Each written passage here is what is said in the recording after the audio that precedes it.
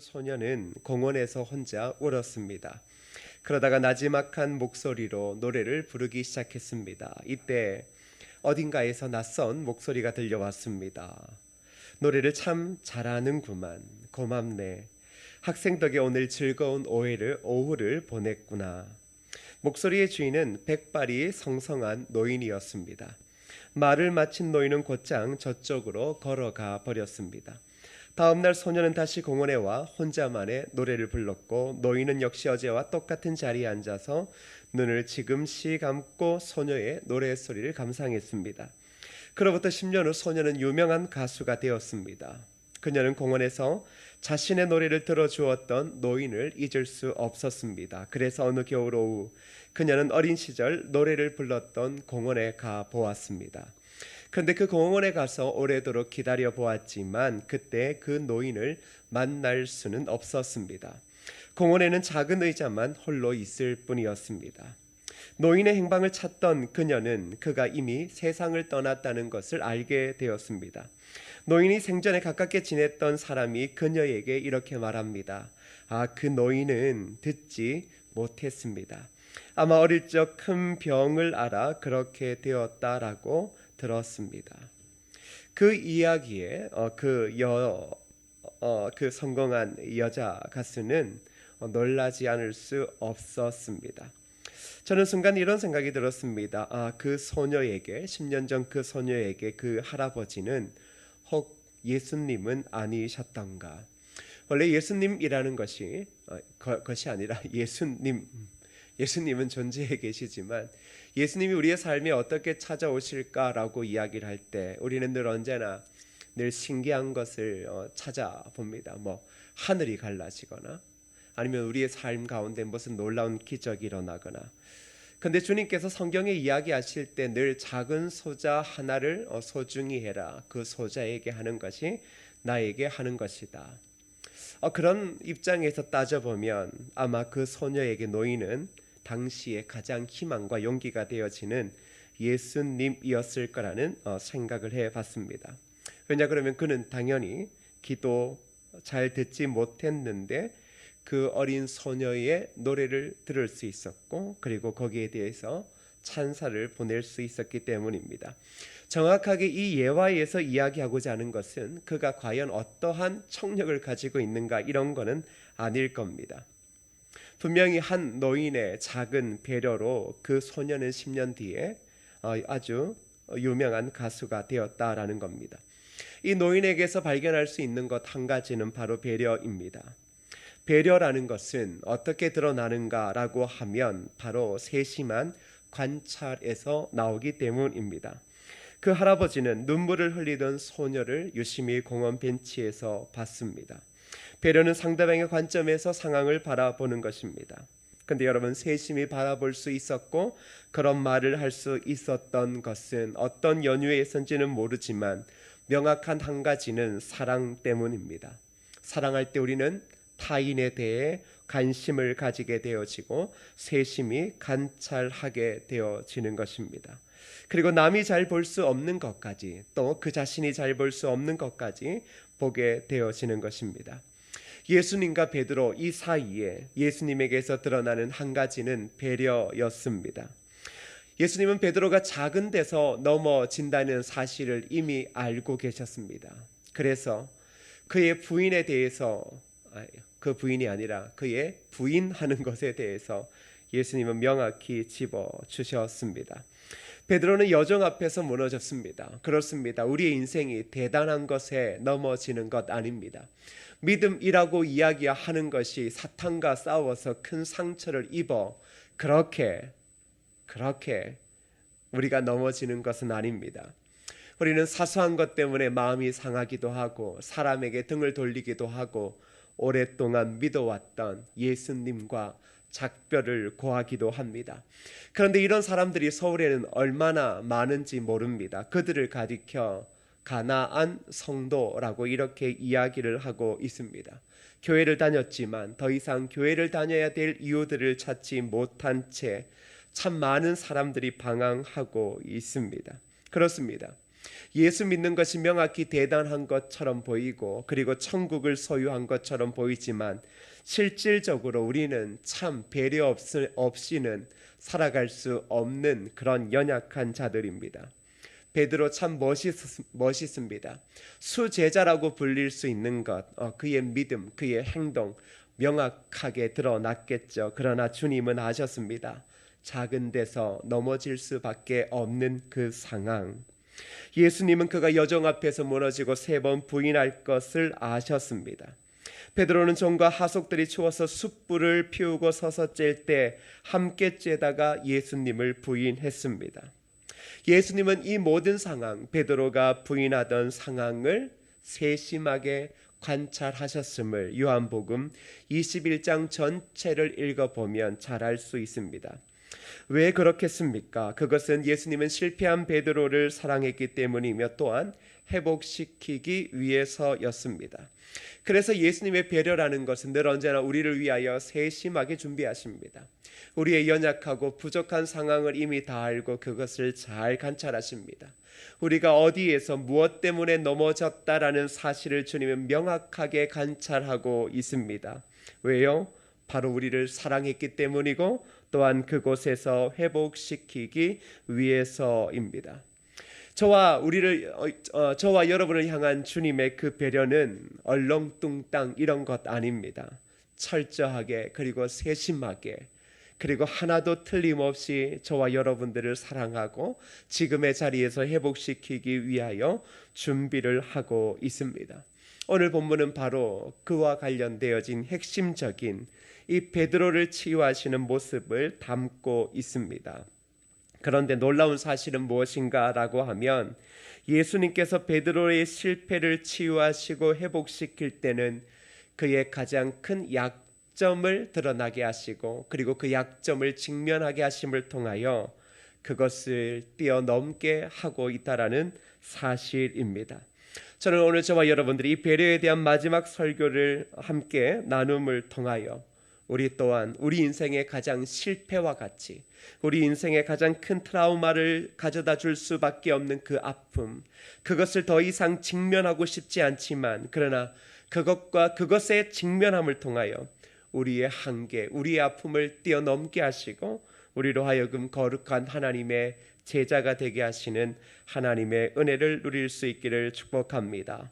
그 첫 번째 포인트는 과거의 회상입니다. 여러분 오늘 본문 말씀 1절을 함께 읽어보겠습니다. 1절입니다. 시작. 그 후에 예수께서 디베랴 호수에서 또 제자들에게 자신을 나타내셨으니 나타내신 일은 이러하니라. 부활하신 예수님은 디베랴 호수에 있는 제자들을 찾아갑니다. 지금 이 장면은 예수님이 베드로를 처음 만났던 상황을 꼭 재현하는 것 같습니다. 주님은 지금 첫 만남의 시간을 베드로에게 회상시키고 있습니다. 왜 그렇습니까? 그것은 바로 베드로의 기억 속에 있는 과거의 아름다운 추억을 끌어내기 위해서입니다. 베드로는 지금 실패한 인생의 모습을 가지고 원래의 자리로 돌아갔습니다. 원래 아무런 희망도 없이 하루하루 한 끼 두 끼를 먹고 살려고 하는 그 자리로 돌아갔습니다. 그에게 남아있는 것은 실패의 깊은 상처입니다. 과거를 아무리 회상하려고 해도 부인했던 것밖에 없을 것입니다. 그런데 주님은 찾아가셨습니다. 그리고 가장 먼저 그를 처음 부르실 때의 상황을 꼭 재현해 주시는 것처럼 지금 그와 함께 얼굴을 대면하고 있습니다. 아마 베드로는 그 예수님을 그곳에서 만남을 통하여 그 옛날 그가 처음으로 주님을 만났을 때 그 감격으로 돌아가고 있을 것입니다. 예수님은 늘 언제나 우리의 실패를 이야기하시기 이전에 바로 그 전에 과거의 아름다운 추억을 상기시키고 있다라는 겁니다. 저와 여러분들이 예수 그리스도를 믿고 따르고 있지만 우리에게는 큰 아픔들이 있습니다. 입으로 한마디도 내뱉고 싶지 않은 그런 큰 아픔과 충격들이 있습니다. 근데 주님은 그것을 그저 내버려 두지 않습니다. 그런데 그것 때문에 잊혀졌던 주님을 처음 만났을 때의 그 감격으로 먼저 우리를 끌어내고 있다는 사실입니다. 주님은 우리를 얼마나 잘 배려하시는지 우리가 처음으로 느꼈을 십자가의 감격, 구원의 그 은혜 가운데 우리를 부르시고 또한 베드로를 부르고 있습니다. 그런데 그 당시와 다른 한 가지의 명확한 사실이 오늘 본문에 나오는데 11절의 말씀을 여러분 한번 보십시오. 11절입니다. 시작. 시몬 베드로가 올라가서 그물을 육지에 끌어올리니 가득히 찬 큰 고기가 153마리라 이같이 많으나 그물이 찢어지지 아니하였더라. 베드로가 주님을 처음 만났을 때처럼 예수님의 말씀에 명하여 그물을 던집니다. 그런데 그물에 가득한 고기를 잡게 되어집니다. 그랬더니 세어보니 153마리라 그랬습니다. 놀라운 사실은 고기가 많은데도 그물이 찢어지지 않았다라고 이야기를 합니다. 자, 그런데 누가복음 5장 6절에 베드로가 처음으로 주님을 만났을 때 이와 비슷한 사건을 이렇게 이야기를 하고 있습니다. 여러분 한번 읽어볼까요? 시작. 그렇게 하니 고기를 잡은 것이 심히 많아 그물이 찢어지는지라. 여러분 처음 예수님을 만나서 기적을 경험했을 때는 그물이 어떻게 되어졌죠? 찢어졌고 다시금 예수 그리스도의 제자로 부르심을 받아 3년을 쫓아다녔는데 그 3년의 마지막에 가장 중요한 시기에 주님을 배신하고 실패의 나락으로 떨어진 그의 앞에 찾아온 그 주님의 명령 가운데 베드로는 지금 또 그때처럼 놀라운 기적을 경험했는데 어떤 일이 벌어집니까? 그물이 찢어지지 아니하더라. 어쩌면 그의 첫 부르심 가운데 주님은 그가 한 번은 찢어질 것을 아마 예상하고 있으셨던 것 같습니다. 아무리 큰 기적을 가지고 큰 하나님의 은혜를 체험하더라도 우리에게는 늘 언제나 부족함이 드러날 수 있다는 사실이죠. 그런데 동일한 사건의 연속이지만 실패한 베드로의 인생에 찾아오신 그 예수님은 오히려 그물이 찢어지지 않게 하셨다라는 겁니다. 다시 말하면 이것은 너의 인생은 이제 더 이상 찢어지지 않는 새로운 가능성을 바로 예수님께서 베드로에게 보여주고 있다는 사실입니다. 여러분 그렇습니다. 우리가 예수를 믿기 이전의 삶이 아니라 믿고 난 이후에 우리의 인생에 그토록 많이 잡았던 축복, 은혜들이 어느 순간에 찢어진 그물처럼 다 허비되어지고 빈 그물, 찢어진 그물만이 저와 여러분의 삶에 덩그러니 놓여 있는 듯한 그런 아픔과 고통을 겪을 수 있습니다.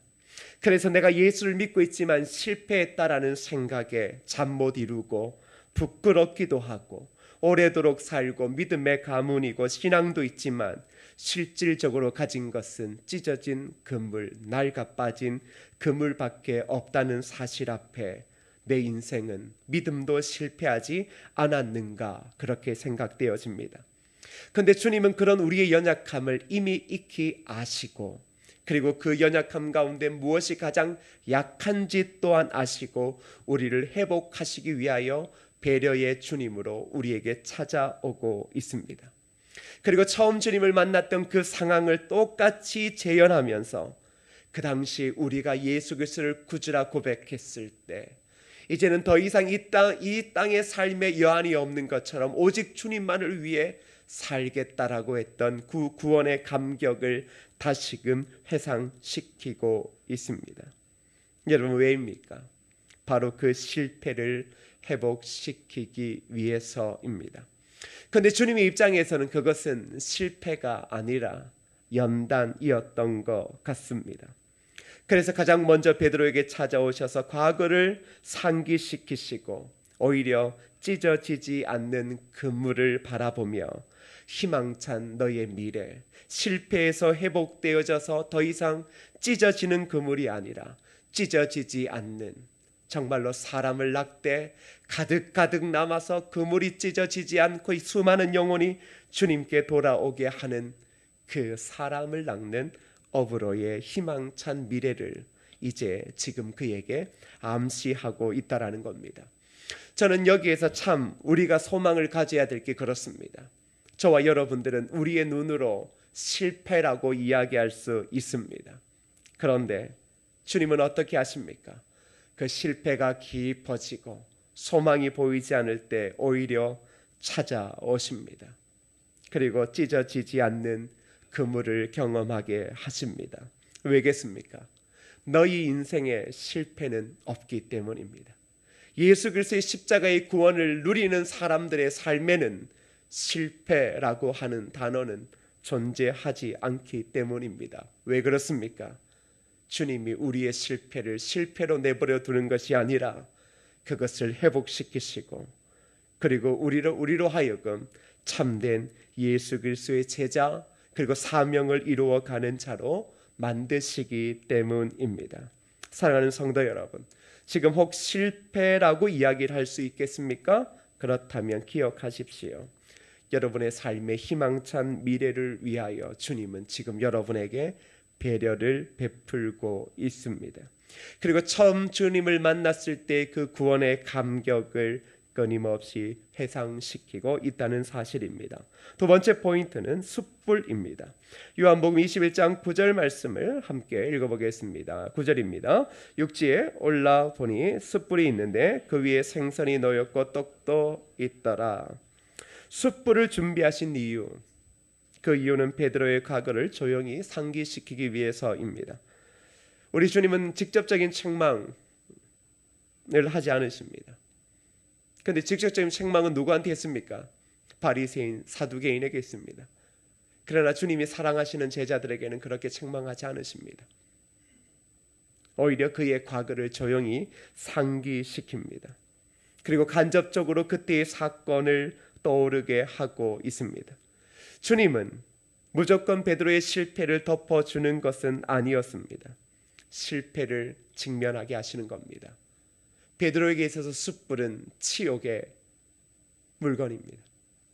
그날 밤 그 숯불 앞에 그가 서 있지만 않았어도 그는 스스로 부인하지 않았을 거라 생각도 했을 것입니다.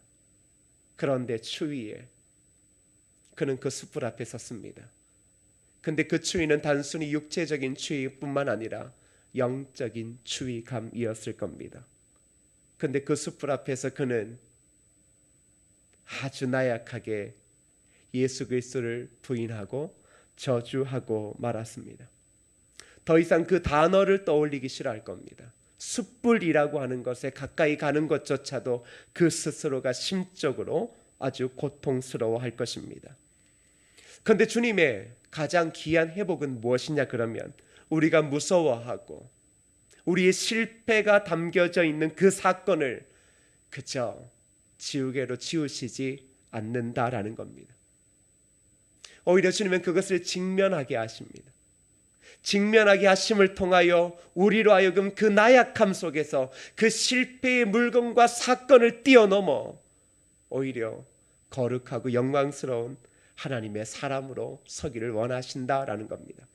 저와 여러분도 그렇지 않습니까? 우리가 어떤 훈련을 할 때 가장 약한 부분이 있을 때 여러분 절대로 그 약한 부분을 그저 넘어가는 법이 없습니다. 약한 부분을 노력하지 않고 그저 암묵적으로 넘어가 버리면 제대로 된 실력을 가질 수 없습니다. 우리의 신앙도 그렇습니다. 특별히 우리 인생에 가장 아픈 부위들이 있습니다. 그것이 떠오를 때마다, 그것이 자꾸 입으로 나올 때마다 저와 여러분이 하는 것은 분노밖에 없습니다. 그런데 그것은 잠재워서 해결될 게 아닙니다. 주님은 그것을 직면하게 하시는 겁니다. 왜? 그것을 고쳐야 하나님의 사람, 본래의 사람을 낚는 업으로 사명자로 살아갈 수 있기 때문입니다. 사명자가 만일 그 숯불에 얽매여서 끊임없이 숯불을 볼 때마다 낙담하면 어떻게 되겠습니까? 그래서 주님은 베드로를 세우시기 전에 가장 큰 치욕을 불러일으켰던 그때 그 장면, 그 숯불 앞으로 베드로를 부르고 있습니다. 여러분, 하나님께서 저와 여러분들을 치료하실 때도 똑같습니다. 숯불과 같은 것들이 있습니다. 떠올리기 싫고 이야기하기 싫고 나의 부끄러움과 치부가 드러나야 될 그 상황이 있습니다. 그런데 여러분, 숨긴다고 되는 것 아닙니다. 억누른다고 되는 것 아닙니다. 잊어버린다고 되는 것 아닙니다. 우리의 치욕이 잊어지던가요? 우리의 큰 실수가 다른 사람들의 가슴 속에서 지워지던가요? 지워지려면 모두가 죽는 수밖에 없겠죠. 그리스도인은 그렇게 살아가는 것이 아닙니다. 주님은 우리에게 그 죄의 짐, 그런 숯불을 가슴에 평생 묻고 힘들게 주를 믿으라고 이야기하고 있지 않습니다. 오히려 어떻게 하신다고요? 직면하게 하신다고요. 지금 여러분의 삶에 직면되어지는 부분이 있습니까? 그렇다면 얼렁뚱땅 넘어가려 하지 마십시오. 해결해야 되는 겁니다. 근데 그것을 위하여 주님께서 지금 철저하게 세심히 준비하고 있다라는 사실입니다. 그리고 마지막 세 번째 포인트, 그것은 3이라고 하는 숫자입니다. 21장 14절을 함께 읽어보겠습니다. 시작. 이것은 예수께서 죽은 자 가운데서 살아나신 후에 세 번째로 제자들에게 나타나신 것이라. 예수님은 세 번째로 제자들에게 나타나십니다. 그리고 베드로에게 이렇게 묻습니다. 17절 한번 읽어볼까요? 시작. 세 번째 이르시되 요한의 아들 시몬아 내가 나를 사랑하느냐 하시니 주께서 세 번째 내가 나를 사랑하느냐 하심으로 베드로가 근심하여 이르되 주님 모든 것을 아시오매 내가 주님을 사랑하는 줄을 주님께서 아시나이다. 예수께서 이르시되 내 양을 먹이라. 예수님이 부활하신 후 세 번째 나타나시고 그리고 세 번에 질문하신 것도 마찬가지 의도입니다. 베드로의 실패를 조용히 상기시킵니다. 세 번 부인했던 것 잊을 수 없습니다. 한 번, 두 번 그럴 수 있지만 세 번 부인했던 베드로에게 있어서 이 3이라고 하는 숫자는 치욕이었을 것입니다. 바다 사나이에게 어울리지 않는 이 배신의 모습, 그 배신의 자리에서 3이라고 하는 숫자는 그의 인생에 쳐다보기도 싫은 숫자였을 겁니다. 그런데 예수님은 베드로를 직접 책망하지 않고 조심스럽게 접근하십니다. 이게 다 깔려 있는 것. 얼마나 그를 사랑하셨으면 그냥 우리처럼 직설합법은 그냥 불러서 너 왜 세 번 부인해서 힘들지 어렵지 너 고쳐줄게 이렇게 이야기하지 않으십니다.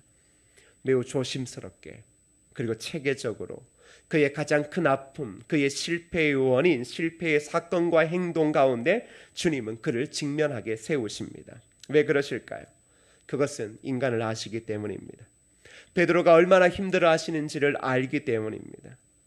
예수님은 인간이 얼마나 연약한 존재인지를 아셨습니다. 얼마나 자신 없어 하는 존재인지를 아셨습니다. 조심스럽게 다루지 않으면 쉽게 깨질 수밖에 없는 그 존재, 그것이 바로 인간이라는 사실을 아셨습니다. 그러기에 주님은 체계적으로 그 앞에 나타났던 것입니다. 여러분 앞에 그런 모습들이 있을 것입니다. 3이든 숯불이든 그 어떤 사건과는 직면하기도 싫은, 떠올리기도 싫은 실패라고 내 인생에 이것은 가장 큰 실수였다라고 하는 것이 떠오를 때가 있을 것입니다. 근데 그것은 하나님이 여러분을 치료하시는 방법입니다. 절대 우리의 연약함과 우리의 실패를 하나님은 그저 암묵적으로 묻어버리고 그렇게 우리를 이끌어가지 않으신다라는 사실입니다. 사랑하는 여러분, 예수님께서 베드로를 치유하시는 것을 보십시오. 이 세 가지의 포인트는 그를 더 깊은 절망과 패배의 쓴잔을 마시게 하는 아픔이었습니다. 우리의 삶의 트라우마처럼 새겨진 아픔과 우리는 삶의 트라우마처럼 새겨진 아픔과 직면하려 하지 않습니다. 오히려 그것을 피하려고 합니다. 그런데 주님은 어떻게 하십니까? 그것과 직면하게 하십니다. 그래서 그 아픈 부분을 다시 정확하게 끄집어내어 주님은 치료하십니다. 오늘 주님은 우리가 언제 무엇으로 넘어진 상황을 너무나 잘 아십니다. 여러분 가끔 그런 거 있죠. 인생을 살다가 큰 실수라고 여겨진 것들이 있죠. 주님은 그것을 너무나 잘 아세요. 세세히 관찰하십니다. 그렇게 보면 참 무섭습니다. 세세히 관찰한다. 적당히 관찰하면 좋은데 주님이 우리를 세세히 관찰하신다. 다 아신다라는 거예요. 오늘 저와 여러분들이 교회에서 암묵적으로 이야기하고 싶지 않은 사건들이나 또한 그런 죄에 대한 이야기들이 충분히 있을 수 있습니다. 그런데 주님은 그렇게 우리를 키우시지 않습니다. 그렇게 우리의 죄와 우리의 상처를 오래도록 가지고 천국까지 와라. 너 힘들지? 야, 너 힘들지? 내가 다 안다. 어떡하겠느냐? 참고 기다려야지. 그러다가 죽으면 하나님 나라 가는 거야. 그때 끝나는 거야. 아니, 주님 그러지 않습니다. 그저 나약한 존재로 생명만 유지하게 해서 살게 하지 않습니다. 이거 얼마나 힘든 일인 줄 아십니까? 아무것도 할 수 없는데 생명만 유지하는 것, 이거 매우 힘든 겁니다. 주님은 결국 어떻게 하시려고 하냐 그러면 그 연약함을, 우리의 넘어진 상황을, 그리고 가장 실패한 부분들을 가지고 오히려 우리를 새롭게 하려 하십니다. 왜요? 더 이상 죄책감과 두려움에 빠지지 말라고 하는 하나님의 마음이기 때문입니다. 우리가 아무리 잘해도 그 문제를 해결하지 않으면 어느 순간에 또 동일한 사건들이 반복되어지면 우리는 두려움과 우리는 죄에 빠집니다. 여러분 그런 적 있죠? 교회 안에서 특별히 그런 경우들이 많습니다. 열심히 해보려 그러면 뭐라 그럽니까? 너 옛날에 너 그러다가 한번 실수한 적 있잖아. 이런 거. 혹 교회에서 이단에 넘어갔다가 온 사람들이 있을 때 그런 사람들 직분을 잘 안 줍니다. 그리고 늘 하는 말이 뭔 줄 압니까? 너 그때 갔다 왔잖아. 널 어떻게 믿어? 이게 참 불편한 겁니다. 근데 이것은 떠올리기 쉽지 않습니다. 그런데 그것은 직면해야 되는 겁니다. 숨겨서 될 이야기가 아닙니다. 숨긴다고 사람들이 모르는 것도 아닙니다. 이것은 우리가 해결해야 될 일이고, 그리고 주님께서 그것을 해결하시기 위하여 여러분이 아프겠지만 그러나 명확하게 직면하게 하신다라는 사실입니다. 만일 우리가 그것을 오래도록 가지고 있다면 어느 순간에 열심히 일하다가도 죄책감과 두려움에 빠지고, 그리고 실수했던 그 모습의 두려움 때문에 또 어떤 것도 노력하지 못하게 되어집니다. 여러분들이 교회에서 아니면 삶의 자리에서 주를 위해 열심히 일할 때 여러분을 힘들게 했던 사건들이 있습니다. 그 사건이 너무 고통스러우면 어떻게 합니까? 어떠한 행동을 하지 않습니다. 그리고 다시금 어떠한 행동을 하려고 할 때 사람들의 눈과 사람들의 말이 무섭습니다. 그렇습니다. 그러면 그것은 살아도 산 것이 아닙니다. 그것은 참 비참한 겁니다. 예수를 믿는데 그런 경우들이 많습니다. 예수를 믿는데 그게 참 많더라고요. 세상에서는 뭐 덜합니다. 세상에서 있는 사람들이, 돈 있는 사람이 돈 쓰는 건 누가 뭐라 그럽니까? 그렇지 않습니까? 세상에서 어려운 사람을 돕든 말든 누가 뭐라 그럽니까? 칭송받습니다. 그러나 교회에서는 반대입니다. 저는 그런 거 볼 때마다 참 교회가 이상하다. 세상에서는 어떠한 개인이 자신의 사비를 팔아 어려운 사람을 도울 때 이런 위대한 사람이 있는가 치켜 세우지만, 교회에서는 무슨 사랑과 무슨 공평함이 넘치길래 하면 같이 해야 되고 안 하면 같이 안 해야 되고 이런 논리를 가지고 살아가는지, 이게 참 불편한 겁니다. 그런 불편함을 오래 가지고 있으면 믿음의 선한 역사를 감당할 수는 없고, 오히려 오래도록 사람 눈치 보며 예수 믿어야 합니다. 우리가 적어도 눈치를 보려면 하나님 눈치 봐야 되는데 사람 눈치 봅니다. 이게 참 불편한 것 아니겠습니까? 그렇지 않습니까? 그런데 그게 왜 그렇게 이야기하냐 그러면, 그게 지금 그렇게 이야기하는 사람에게는 큰 아픔이고, 그리고 자신이 그 옛날에 비하면 참 볼품없는 사람이 되었기 때문에 원망스럽기도 하고, 그리고 자신을 좀 배려해 줬으면 하는 마음, 이 모든 것들이 복합되어져 있을 때 교회에서 가장 쉽게 나타날 수 있는 상황들입니다. 목사가 교회에서 헌금을 많이 해도 성도들은 달갑지 않습니다. 그걸 오히려 오해하고 곡해하게 생각합니다. 그 사람은 그렇습니다. 우리가 이런 상황에서 예수 그리스도 앞에 서 있다라는 것, 그리고 믿음의 역사를 이루어 간다라는 것은 참 어렵습니다. 그걸 누가 아신다고? 주님이 아신다라는 사실입니다. 그래서 주님은 여러분 앞에서 그 어렵고 불편한 상황을 절대로 어떻게 하십니까? 없애지 않습니다. 오히려 제가 보기에는 더 약 올리시는 것처럼 여러분이 가장 약한 부분에 직면하게 하셔서 여러분의 화를 끌어오르게 하시는 것 같습니다. 제가 보면 성도들이 화 끌어오를 때가 있어요. 주님 굳이 저렇게 안 하셔도 되는데, 화가 끌어오를 때는 그게 내 자신의 가장 취약한 점이거든요. 직면해야 돼요. 예수님은 직면시키셔요. 이유가 있습니다. 왜요? 그것을 뛰어넘어야 더 이상 과거로 돌아가지 않고 다시 처음부터 시작하지 않고 본래의 믿음의 역사를 감당할 수 있기 때문입니다. 결국 베드로는 우리가 잘 아는 대로 주님의 배려로 회복되었습니다. 그 베드로는 자신의 남은 인생을 주님께 드리게 되어집니다. 그리고 우리가 사도행전을 통해 알게 되어지는 놀라운 사실 한 가지 무엇입니까?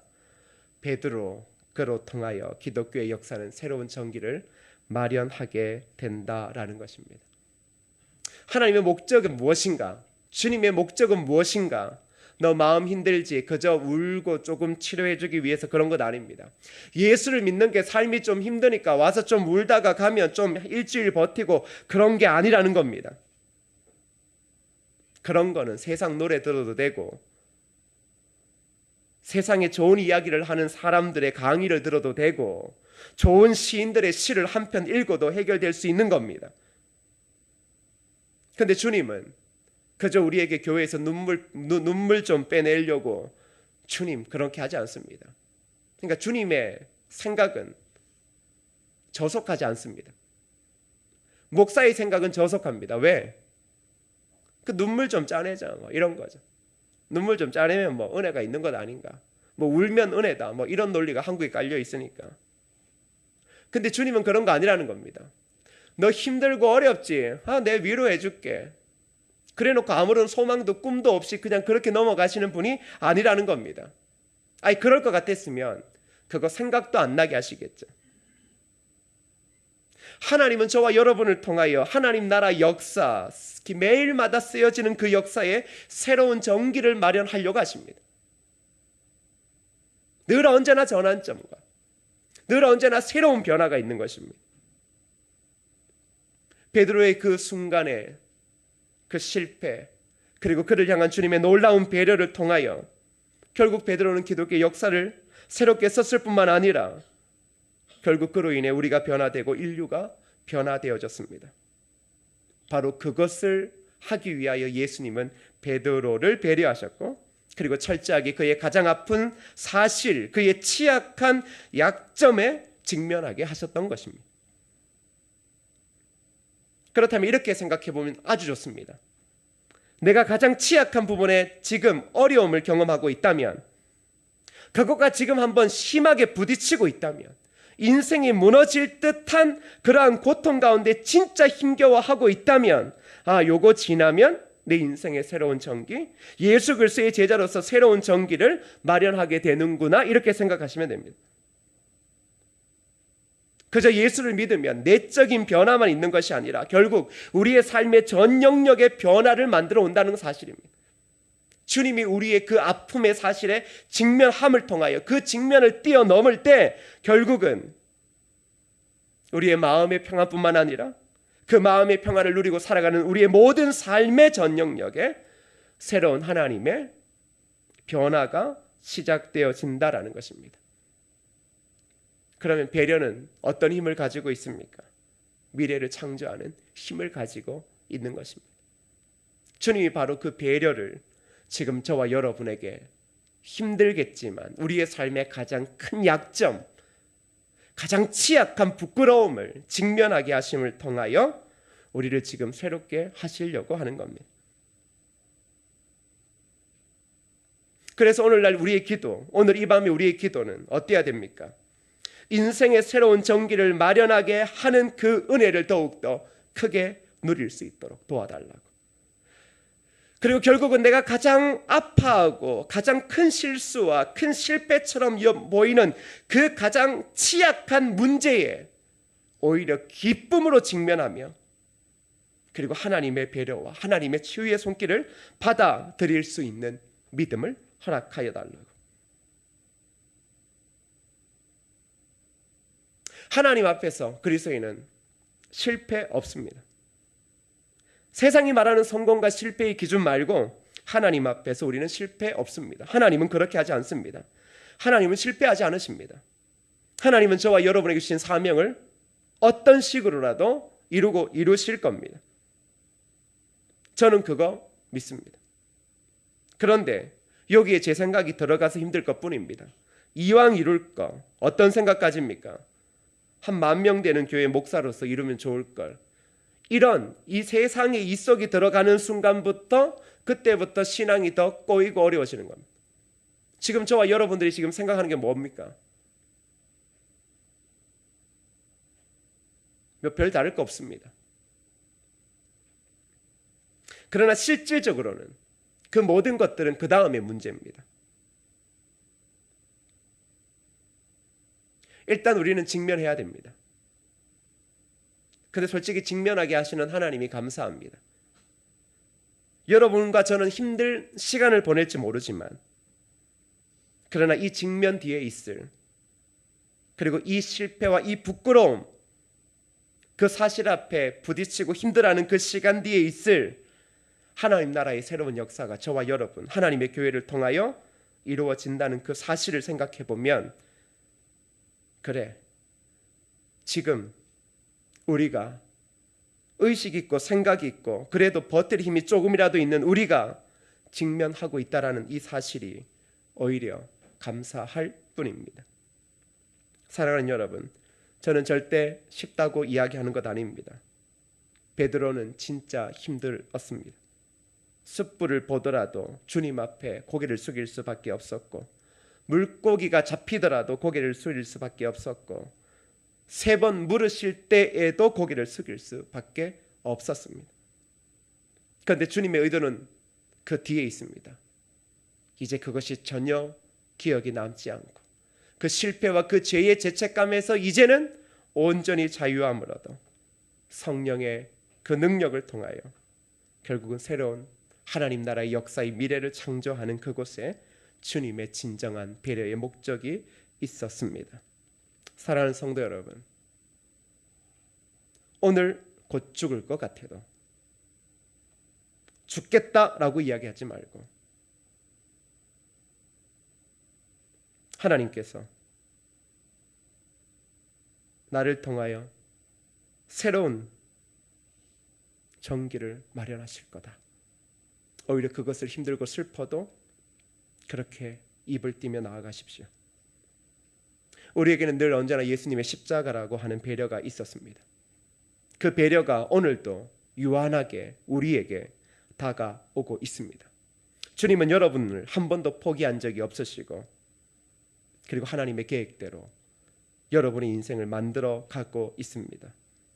힘들고 어렵지만 더 이상 아무 생각을 할 수 없고 미래를 생각할 수 없지만 그러나 명확한 것 하나, 베드로의 인생이 결국 주님의 배려를 통하여 새로운 정기 그리고 새로운 기독교의 역사를 만들어내었던 것처럼 저와 여러분들이 지금의 이 어려움에 직면하고 있을 때 이 뒤에 저와 여러분 하나님의 교회를 통하여 하나님은 그리스도인을 통한 진정한 새로운 변화와 여러분의 인생의 새로운 정기를 마련하게 하실 것입니다.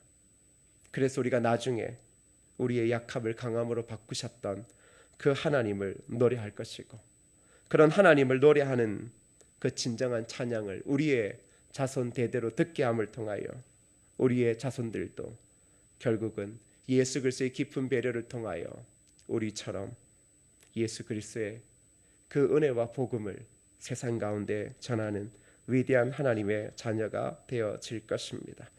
그런 마음으로 찬송가 중에 내 모습 이대로 주 받아주소서, 날 위해 돌아가신 주 날 받아주소서.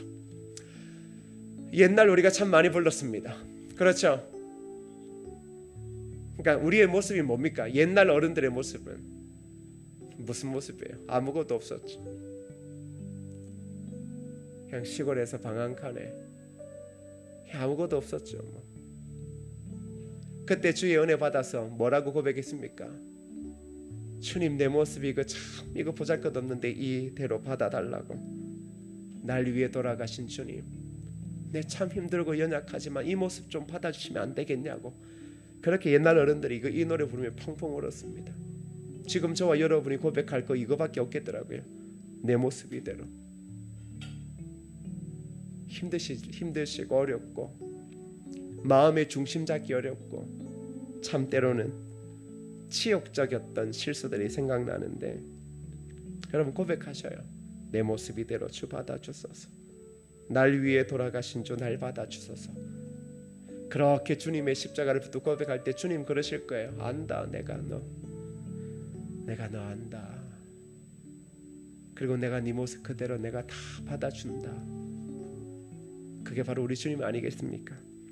그 주님 기억하며, 오늘 말씀 기억하며 이 찬양 부르시고 함께 우리의 어려움의 직면, 고통 직면하며 새로운 인생의 역사를 만드실 하나님을 바라보며 오히려 감사하게 기도할 수 있는 그런 시간 되었으면 좋겠습니다. 내 모습 이대로, 내 모습